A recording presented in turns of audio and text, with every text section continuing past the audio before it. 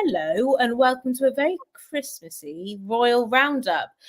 We are officially in Advent. There's been lots of happening in the royal world with Netflix and a Christmas service last night. So there's lots to talk about. As usual, if you've got any comments or questions about anything, then we can answer them right here for you with Daily Express's royal correspondent, Richard Palmer.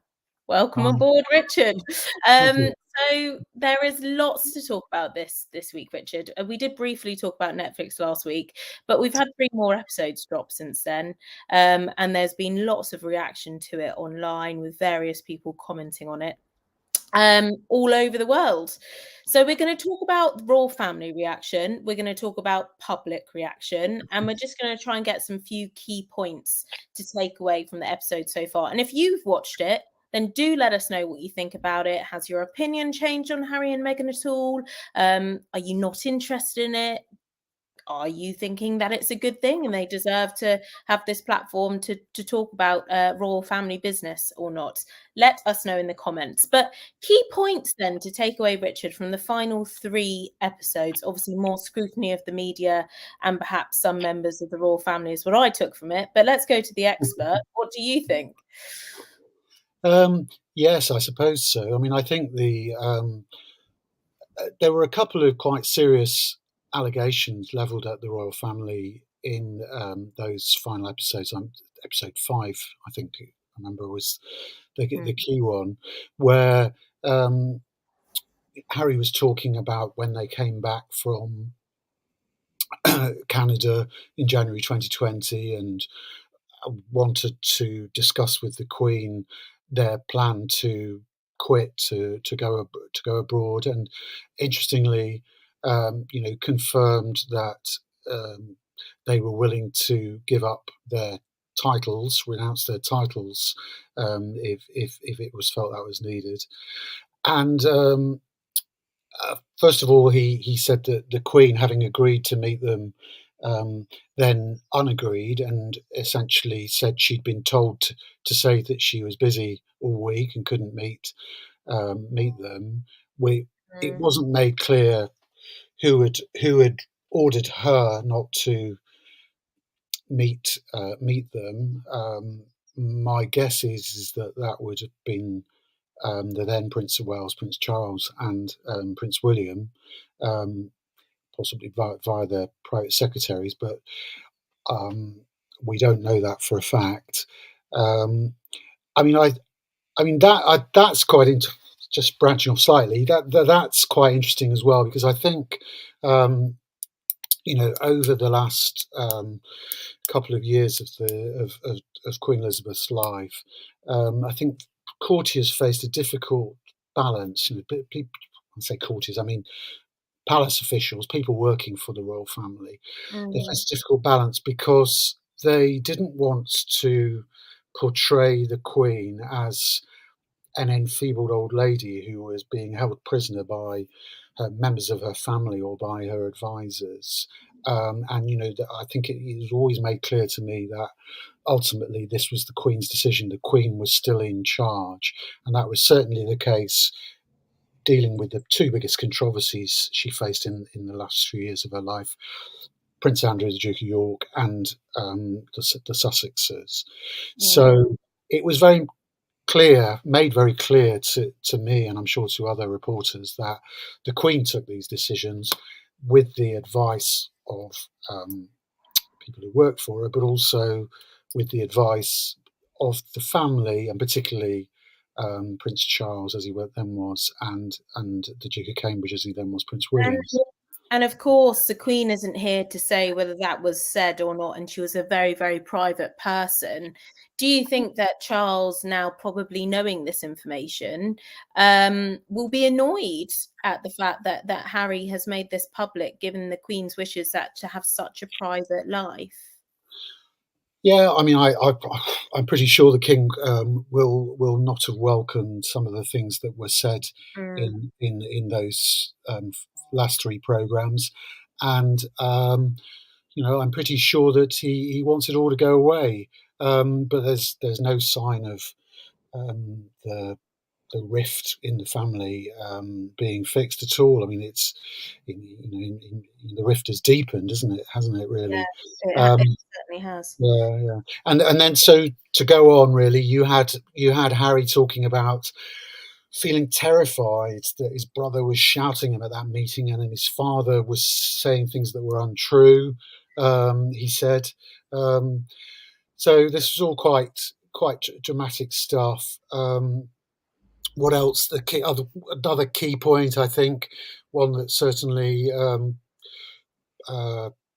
raised a few eyebrows in newspaper newsrooms. I think yesterday was his allegation that the Mail, as he put it, I think he meant the Mail on Sunday, but the Mail group was essentially responsible for his wife suffering a miscarriage.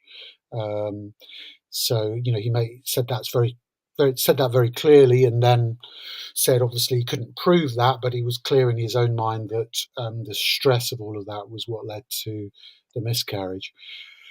So pretty strong stuff. Very, very strong stuff. I mean, Elizabeth has also said here, I'm totally disgusted with their behaviour. I feel so sorry for our beloved Queen that she had to endure all this rubbish in her last year. God save the King. Which does seem to, it definitely got people talking. People are, as usual, very divided on this, as you can see, Richard, from Twitter. But lots of people, I think, have sort of been growing tired of the same message coming across from Harry and Meghan, and it's sort of dragged out over 6 episodes. What were the new key points coming from this then, from the final 3 episodes, which we didn't already kind of know about? Well, I think those ones I just mentioned, and what else? I mean, there was there was a lot of stuff that's filled a lot of news pages this morning, but at the end of the day, their problem as a couple is that, as you suggest, I think people are becoming tired of them whinging on about the same old things, and the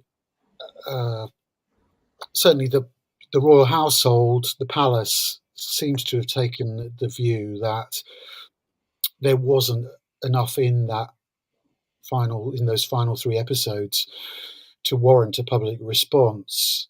I mean, I think that there were some serious allegations levelled. Sorry, and of course, I should have mentioned that perhaps the most serious one was, first of all, in 2 parts. Prince Harry talking about alleging that the royal family planted stories, that the royal household planted stories to discredit the Sussexes, to make the others look better. And in particular, he talked about institutional gaslighting when the documentary was referring to the allegations of bullying made against Meghan by several of her former aides, who have since been gagged by the palace from talking about it publicly. So there's that, and then there's also the allegation from Harry that the palace lied when there was a separate story about his brother William bullying him out of the royal family, and in response to that story, which actually appeared in the Times newspaper, like quite a few that were being discussed in those episodes yesterday, he was surprised to discover, he said, that the palace had issued a statement on his behalf and on behalf of his brother, denouncing these claims, essentially saying neither of them believed that William had bullied Harry, and he'd said that the palace was willing to lie to protect his brother on that. Pretty strong stuff. And very so stuff, actually, very strong stuff. And also doesn't bode very well for the royal family if that's the way they're going about, if that is what Harry's alleging, if that is the case, then that's not great. Signing someone's opinion off on a statement which apparently, according to Harry, was not signed off by him before releasing to the public. Do you think, obviously Harry said this all in there, do you think that's genuine, Richard, from like a royal reporter who you've been working on the royal family for many years? Would this be something that the royal family would do? I'm surprised, and Yeah. I thought that warranted a response from the palace. My personal view was that warranted a response from the palace, but I think the attitude of the deputy editor of the Daily Express, and therefore of the paper, was that they believed the palace was taking the right stance in deciding they didn't want to get down and dirty with the Sussexes. They thought that I think it's fair to say that senior people at the palace felt the Sussex had shot their bolt yesterday, that they'd overstepped the mark, and that even people who had previously been sympathetic up to a point towards them had lost patience with their arguments, and they felt that they didn't need to make a response. I think I said a couple of weeks ago, I wrote a story saying that William was ready to speak out if he felt there was something so Yeah. untrue. I'm surprised he didn't want to respond to the allegation that. But in order to do that, he'd need permission from Charles to do so, I'm guessing. Um, I, it's a difficult one to know for sure. Certainly, there's a United Communications department. There's a director of communications that they would have been consulting with members of the royal family about it. You're probably right that the king would need to approve a member of the royal family from saying. It all seems very messy. And as ever, Harry and Meghan do divide people. So we've got people commenting, very much saying that they are in the camp of, I don't get why they keep on talking about the same points. But we've also got people saying, I don't think they're whinging. I think they're clarifying a lot of things to the public, from Vera Diana. So thank you for your comments. Keep them coming in.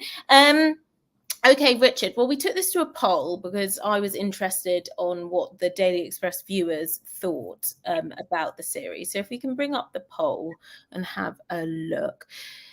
Do you think Harry and Meghan's Netflix series is worth the wait? Because there was a lot of build up to this, the signing of the contract, what's going to be spoken about. I mean, we discussed it several times on the Royal Roundup. So no, 84%, yes, 15%. That's a Daily Express audience, obviously. But I mean, from your perspective, you've obviously said there's been quite a few damning things in there, quite a few explosive sort of moments. Was it worth the wait from a journalist who's been covering the royal family for so many years? Well, yeah, I think so. From a journalistic point of view, if you're paid to cover the royal family, there were lots of things to write about. From the public's point of view, I don't know. I've not met too many people who were impressed by what they had to say, but that may be just the people, the people I know. I mean, one of the things that I do find really interesting is how invested so many people are in this subject of the Sussexes, and people do have very strong views. I was talking to some friends about this, and they were slightly taking the mickey out of me about it, but also some of them who aren't big fans of the monarchy, have strong views that they feel Harry and Meghan were mistreated by the monarchy, by the press, by the British public, whatever. And I was certainly, I was trying to engage with a university lecturer a historian on Twitter the other day, trying to counter what he was saying. And this is somebody. The royal family doesn't seem to be his special area of interest at all. But he was, accusing the British media of racism or whatever, and essentially what I was trying to say was, I do think there is a problem for women in public life. I do think they do tend to attract more criticism than men sometimes. Yes. And that may be down to misogyny. I mean, it's often other women, actually. That's certainly the case in the royal family. And I do believe that women of colour do attract an awful lot of criticism as well. And some of that may be down to racism from some quarters. And so I was drawing comparisons, say, with our Home Secretary, Suella Braverman, with her predecessor, Priti Patel, with Diane Abbott, the Labour MP, the first black woman MP in the UK. They've all suffered an awful lot of abuse, particularly on social media. And you can say, well, there may be an element of misogyny or racism about that criticism. But I think it's also fair to say that people in public life are always going to attract criticism, and it may just be that an awful lot of the criticism is fueled by their actions. And so what I was saying in the case of Harry and Meghan was that their actions led to a breakdown in the unwritten contract between the royal family and not the media, but the British public.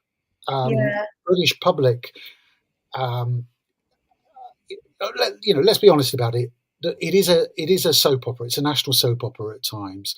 But if you go back down the decades, down the centuries, even, there has never really been a time when the monarch and the royal family, the wider royal family, were universally popular. There are always members of the royal family who are unpopular, and there have been times when monarchs have been extremely unpopular. I mean, if you go back to Queen Victoria's time at the height of the empire,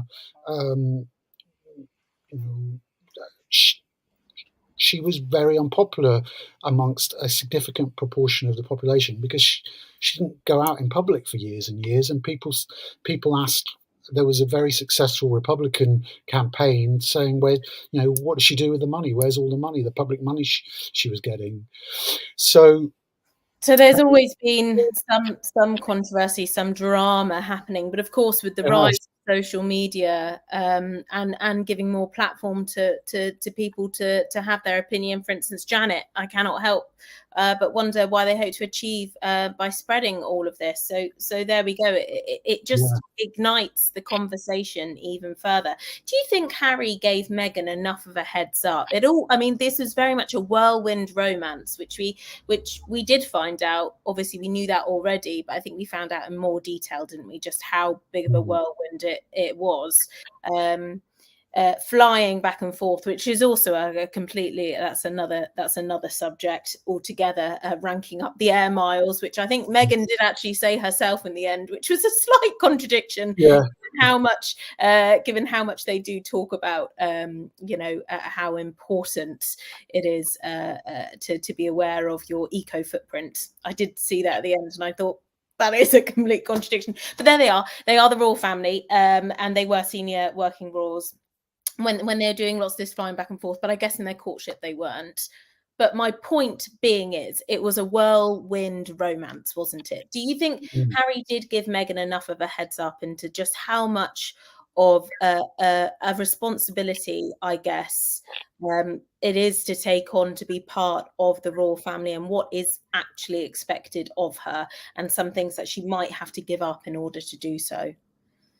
Well, I'd be astonished if he didn't. he talked publicly before about uh, the problem he had in finding somebody who was willing to take on all of the pressure and the responsibilities of joining the royal family. So, Mm, he was clearly smitten from early on, yes. and I think one of the problems, going right back almost to the start of their relationship, or certainly when it became public knowledge, was that because he was so invested in her, to use a word I'd used earlier, he, I think he just went completely over the top in his reaction to some of the media coverage. Some of it was objectionable.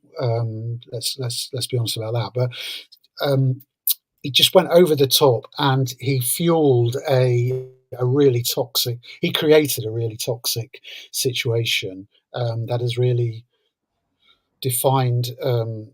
Well, it dissipated for a while, didn't it? Because um, when they announced their engagement, everybody in the press, everybody in the public was delighted for them. Yeah, they were. But it sowed the seeds for the problems we saw later on, I think. And has this affected from a royal correspondence perspective, now the media's relationship with the royal family who are still working? Has it changed at all, given Harry and Meghan's stepping down and Harry and Meghan's complaining about the press? Has it changed from your perspective how the royal family now act with yourself and other media members who do cover their events? Um, no, I don't think so. I was thinking we didn't get invited to a Christmas party at the palace, but I can't remember when we last did. I'm sure there have Cost of living. I'm sure there probably have been years when there might have been some sort of, or maybe it's more of a summer thing. I can't remember. I just remember her complaining about journalists being invited to the palace. So Yeah. no, I don't think it's really changed how the rest of the royal family operate. They do keep their distance. I mean, it varies from person to person. I mean, I covered the Queen Consort inviting children to decorate the Christmas tree at Clarence House the other week, Yeah.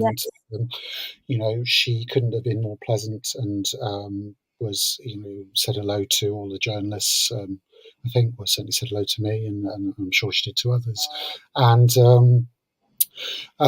William and Kate slightly different on engagements. They don't tend to engage with journalists. They just try to block us out as part of the furniture.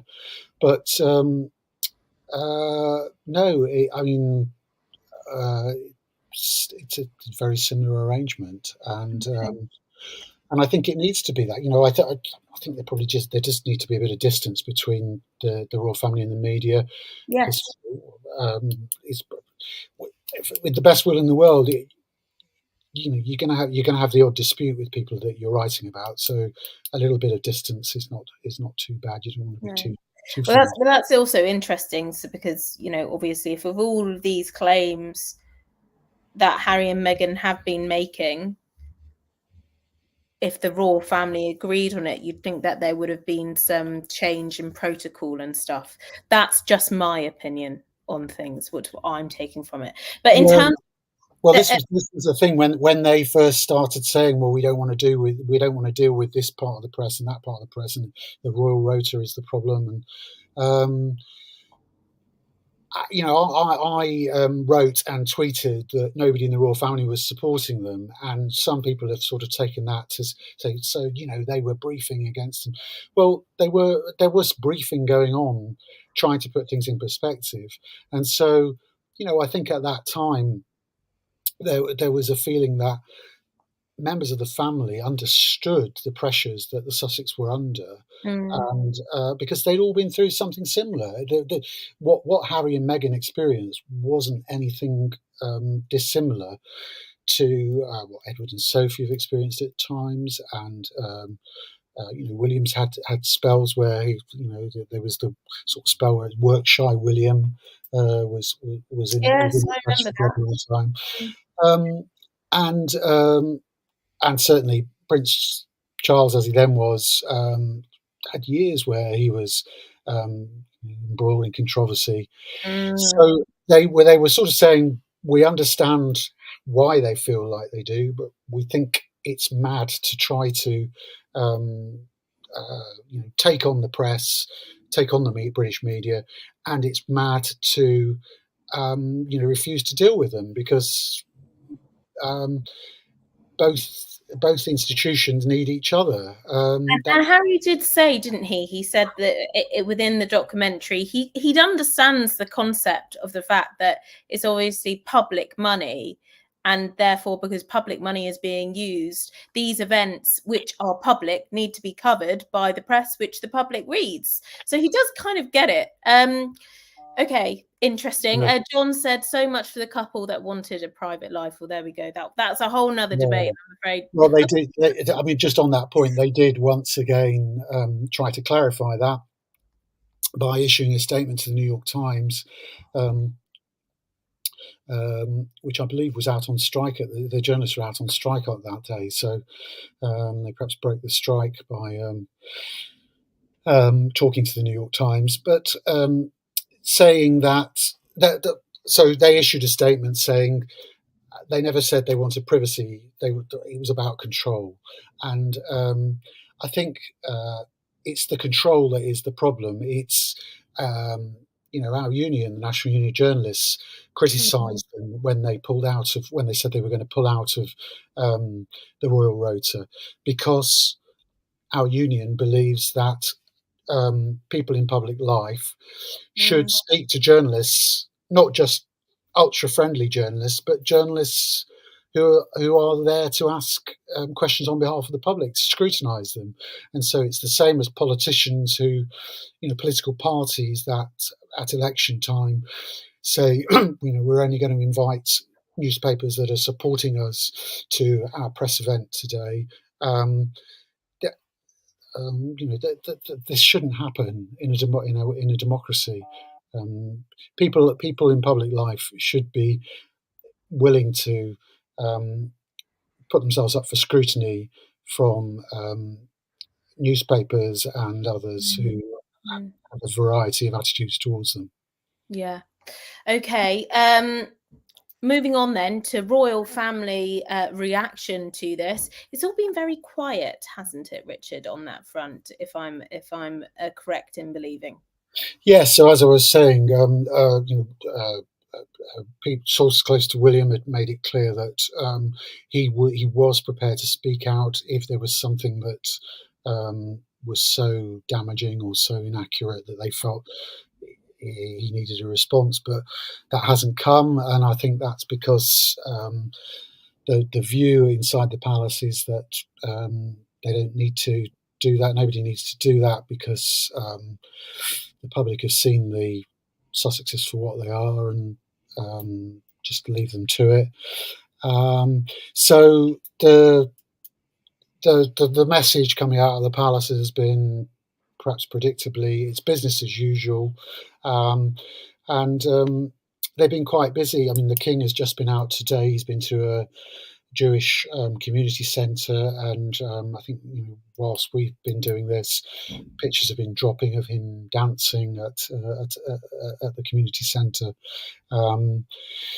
And last night we saw the family putting on a united front at Christmas carol service at Westminster Abbey, together at Christmas, hosted by the Princess of Wales and attended by a large number of royals, including the King and Queen Consort. And yeah, there was Prince George and there was Princess Charlotte joining their parents. And it was interesting because I was inside the Abbey, and the Prince of Wales, Prince William, read an extract from the late Queen's Christmas message from 2012, from her Diamond Jubilee year, and it was quite poignant because it was all about families coming together, spreading the message of love, and it was really in sharp contrast to what was happening in their own family on that same day. And they seemed very happy from the pictures that I've seen. Happy families, wouldn't know what was going on from a perspective of actually being there, because the pictures all well and good, but nothing of note that you could see that there was any kind of upset on their faces or body language wise. It was all a-okay. No, they put on. I mean, these people they put on their game faces and go out into the public. Okay. And do you think do you think that they are going to wait for Harry's book then next month? Because that's also another thing in the mix here, isn't it? To see what's said in that book. And then if something's said in that book, then they'll make a statement. Again, it'll be along the same lines. Is this so serious that we need to say something? So yeah, January the 10th is the next big day in the Royal Diary as things stand. Apart from Christmas Day, of course, I'm going to be up at Sandringham on Christmas Day, all being well, to cover the family going to church. I'm guessing Harry and Meghan won't be attending. I don't think so. I mean, that was quite interesting in the final episode, I think it was, where he did seem to be sort of saying, I mean, the way he put it was, this is not a direct quote, but it was something along the lines of, when he came back for his grandfather's funeral, he found himself talking with his father and with his brother about their dispute, and they didn't really make any progress in resolving it, and he's now resigned to the fact that, as he said, they're not going to get an apology over this. And the way he was speaking, I mean, he seemed to be just accepting that there's no way back, and that does seem to be the picture here. I mean, I think the king will always hold out an olive branch to his son and will want to try to maintain some sort of personal relationship behind the scenes with him, but the relationship with William is probably as bad as it's ever been. I mean, we did see though that he did get a text from William, didn't he? At that one. Seemed to be a bit of a surprise moment in there, and he said, "Oh, look who it was." We didn't see what the text said, obviously. I'd love to have seen that text message. And I'd love to see it. If I remember rightly, that was on the day that the palace did put out a statement saying that they would remain, on behalf of the Queen, saying they would remain much loved members of the family, but recollections may vary was the phrase that stood out. So who knows what William said. Do you think Harry is also not releasing that text because he also obviously is aware of the family's private life as well? And I'm sure, if you were a producer of a documentary, let's say if I put myself in the Netflix producer's shoes here, I'd say, oh, can you read out that text, is what I would say, right? So do you think Harry is aware of the damage that this perhaps will be causing for his personal relationship with his brother and his father? Well, yes, I think so, and he seemed to be accepting that, and he was saying that he missed the UK, he'd lost friends over this, and he missed family gatherings. So I think it could be quite a painful Christmas for them over in California. Nicole said, I think that when Mexit happened, I believe the family mourned the loss of Harry. I think they have come to the realization long before we have that Harry has disowned the family and is on his own. Yeah, I mean, you said that obviously behind the scenes there'll always be an olive branch from his father. Do you think that the same can be said for the rest of the family? Because obviously, he's got nieces and nephews, which we'll be talking about shortly as well, who are obviously cousins, etc. So this obviously has a knock-on effect with the rest of the royal family. And he said that he's close with Eugenie in this documentary. So is there any kind of indication from the rest of the family at all about what they think about this? No, there isn't really. I think I don't get the impression that he stayed particularly close to some of them. But this happens in families all around the world, doesn't it? And It does. people deal with it in different ways. Certainly. Well, let's take it to the second poll then, and see what you guys thought about this. If we can bring it up. Do you think Charles should respond to Harry and Meghan's Netflix series? No, 62%. Yes, 37%, Richard. You know Charles better than anyone in terms of reporting on him for years. Is he quite very much in his mother's footsteps, in the sense he's very private? He would never let on to responses which he doesn't need to give. Yeah, I mean, after the opera interview, the different reactions were quite interesting, weren't they? Because the king, Prince Charles, as he then was, sidesteps any attempt to ask him questions, and that has been his attitude all the way along. I mean, in other respects, he's very responsive quite often to journalists around him, with a bit of banter, a bit of fun. But when it comes to big family disputes like this, his style is just to ignore the questions. Whereas William, I was at that engagement when yes. I wasn't quite brave enough to ask the question, but I mean, I was saying beforehand, look, to people from the palace, we're going to have to ask a question. We're going to look silly if we don't ask about the allegations that have been levelled at the family by Prince Harry and Meghan. So I sort of helped lay the ground for it, but then it was a TV reporter who asked, are you a racist family? And William famously replied, "We're very much not a racist family." And clearly they'd thought very carefully about that, and they were expecting a question. I mean, it wasn't choreographed or anything. I mean, in fact, although I had said we're going to have to ask a question, the palace press officers were saying that's not going to be welcome. That you're not here for that. They were sort of very much discouraging journalists from asking questions. But he'd been coached. They'd been, it subsequently transpired that he'd been coached, and he'd been. I think he'd rehearsed roughly what he wanted to say. So interesting. So when you asked, would he have to clear it with the king? Well, I don't know. I mean, my guess is that there would be some discussion about do we need to respond to this as a family? Who is going to do it? Should I do it?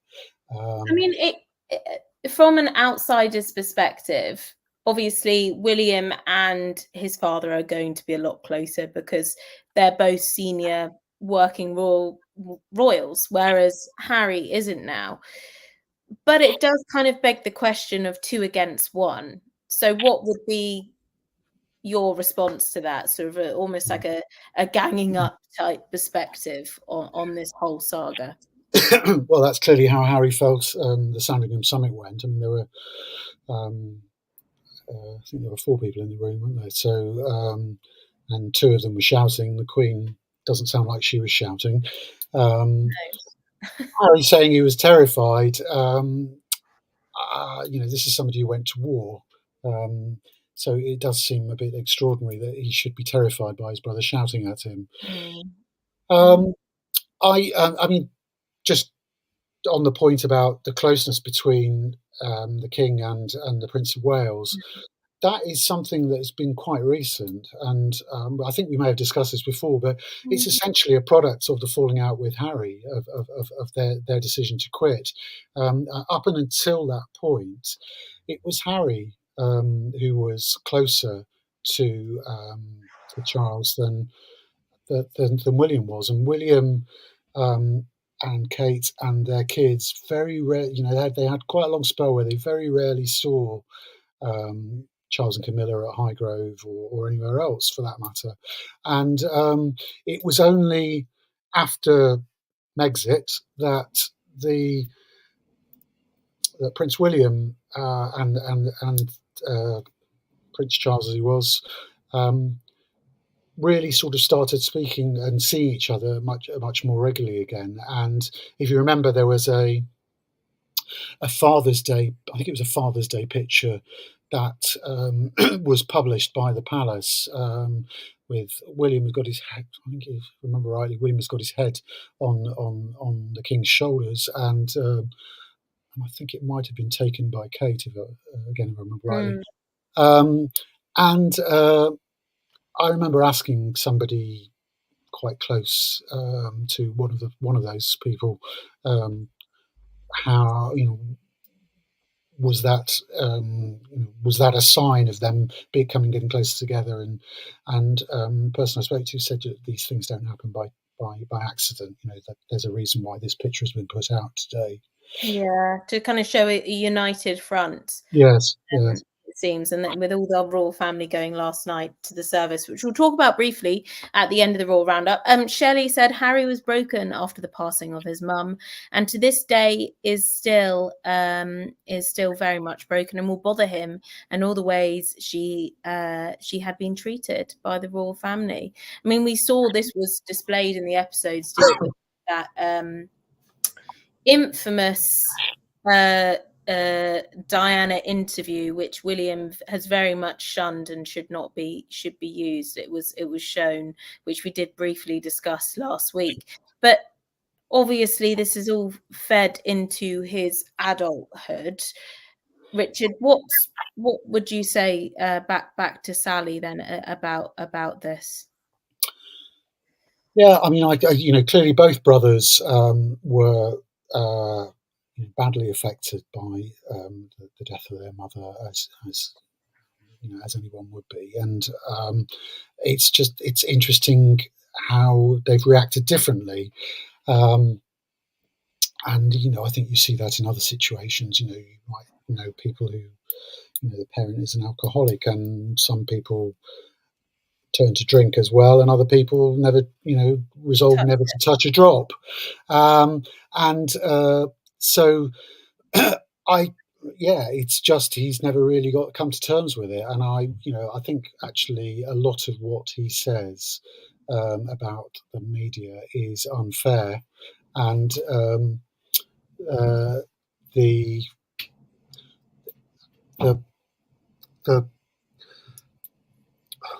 it's just so frustrating. It's so frustrating to hear him, because that's a whole new topic, a whole other topic, isn't it? How Diana reacted with the media, used the media.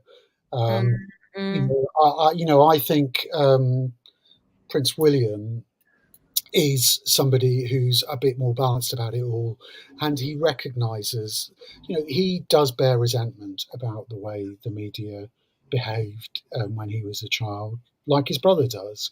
Yeah. But he also recognises that his mother used the media a lot, manipulated the media, and he just takes a more balanced approach, I think, and I wish it was also the case with Harry. Yeah. Okay. Well, this is also a picture of the young royals now, which we'll be briefly talking about for a couple of minutes. As we've got so much to talk about today, I appreciate you're very busy, Richard.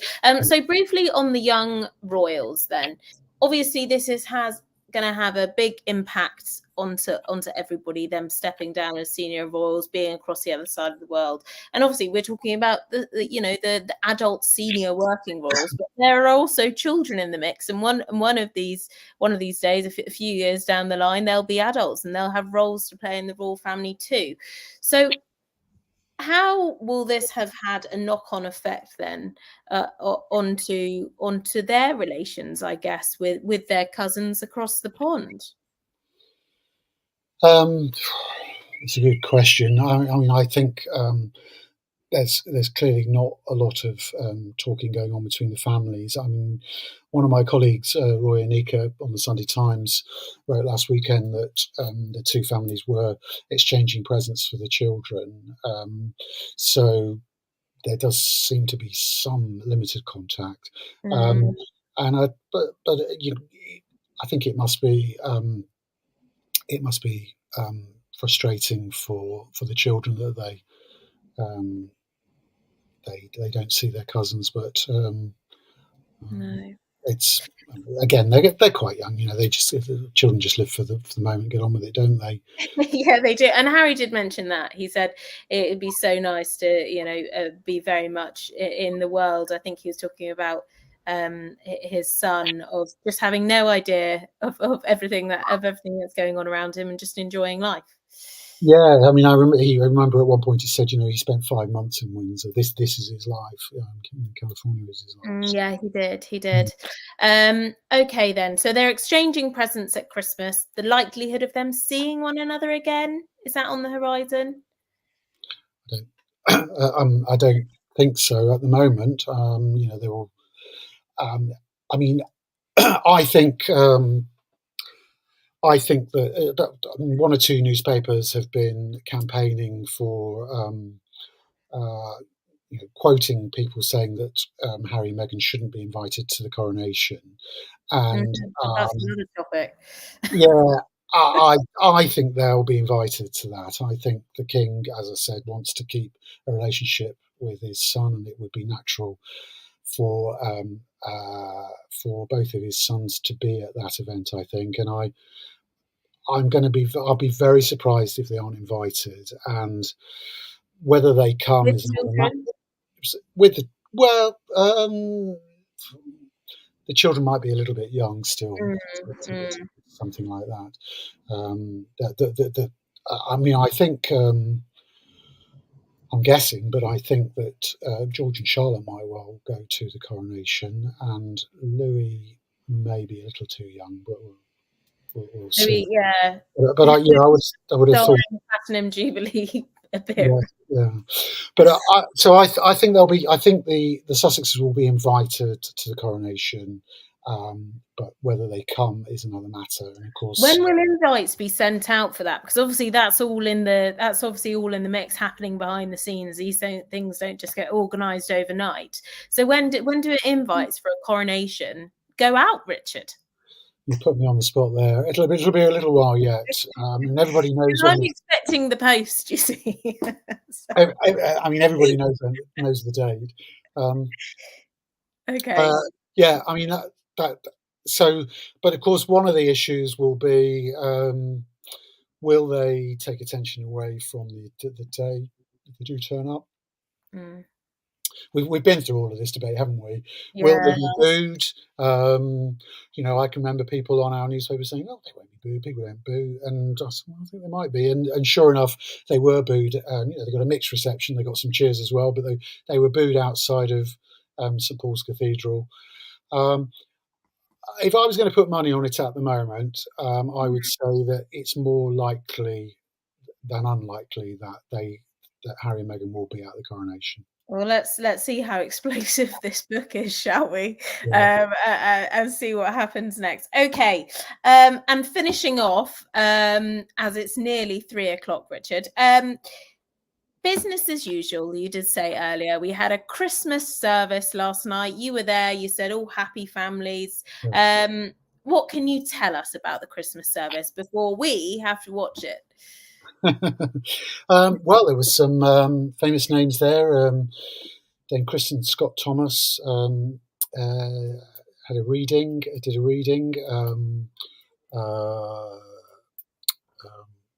Hugh Bonneville read from one of the Paddington books. Good. Craig David sang "Have Yourself a Merry Little Christmas." And Melanie C and Alfie Boe performed. It was a lovely event. I mean, I I was tapping away at my on my phone because I was getting messages from the deputy editor saying, "Have you filed yet?"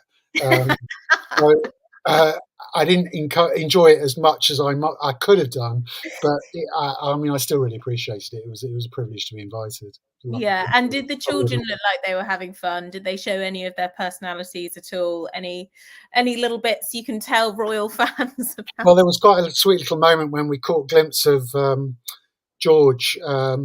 So everybody had candles, except I didn't, because I was worried about setting fire to the abbey while I was trying to file copy. Yeah, everybody had a little candle, and we could see George, and I think Charlotte, but certainly George, sort of playing with it, sort of twirling it around, and I thought that was quite sweet. Sweet. Yeah, yeah. But no, Okay. I mean, they were on their best. They looked as if they were on their best behaviour, as per Yeah, normal. as they should be just before Christmas. Yeah, well, Louis wasn't there as well. I mean, because that could have added an extra element. That could have. Okay. Lots to go through today. Hopefully, we will be able to go through some more, looking on to sort of the speech perhaps this year and the coronation. There's always so much to talk about. But I think this has been the longest Royal Roundup going, but there was so much to talk about today. So we hope you've enjoyed it. There's been lots of questions. We will be back, hopefully at a time to be confirmed, whilst me and Richard have gone over our diaries ourselves, next week. But Richard, thank you so much for coming on today. Thank you. And yes, catch you all soon. Speak to you soon.